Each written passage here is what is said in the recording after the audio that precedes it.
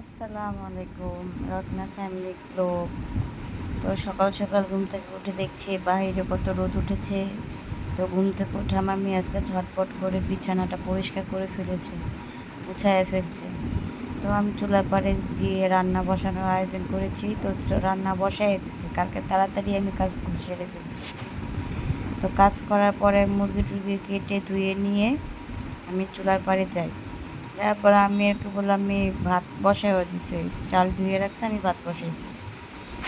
তো এখন পেঁয়াজটা সুন্দর করে কষিয়ে আমি আদা রসুন বাটা দিয়ে ভাজা ভাজা করবো একটু পরে। সাথে আমার জালের ছেলে আর জালের মেয়ে হাসাহাসি করতেছে, স্কুল থেকে আসছে।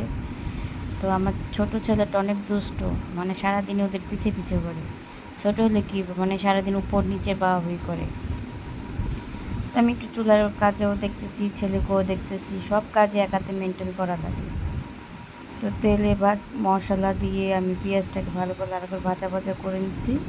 আর ছেলে সিঁড়ির উপরে দৌড়াদৌড়ি করতেছে, দেখেন এই সিঁড়ির সামনে এই খেলাধুলা করে, সিঁড়ি দেখা উঠতেছে আবার নামবে, ডাক দিতেছে আবার কথা জবাব দিই, কথাও শুনে। এটা আমার নিজের বাসায়, আমার ছেলে মানে আমরা সব সময় একসাথেই এখানে আছি।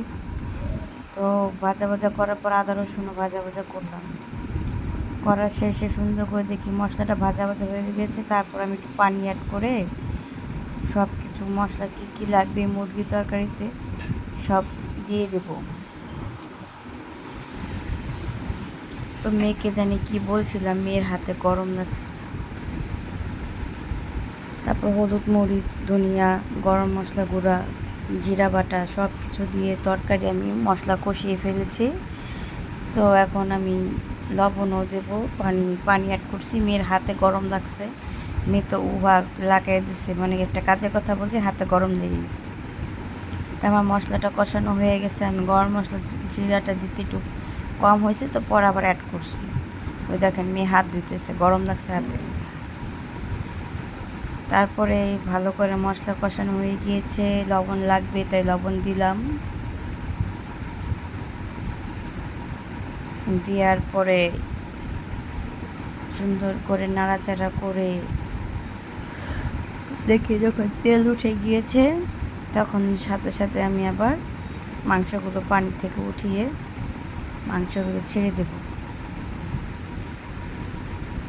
তো মুরগি মাংসটা একটু ভুনা টুনা হলে ভালোই লাগে। এই দেখেন মুরগি রান্নার আমার প্রায় শেষের দিকে হয়ে আসছে। তো আর একটু আমি জল শুকাবো। যদি আমার ভিডিওটা ভালো লাগে লাইক কমেন্ট শেয়ার করবেন, কমেন্ট করবেন।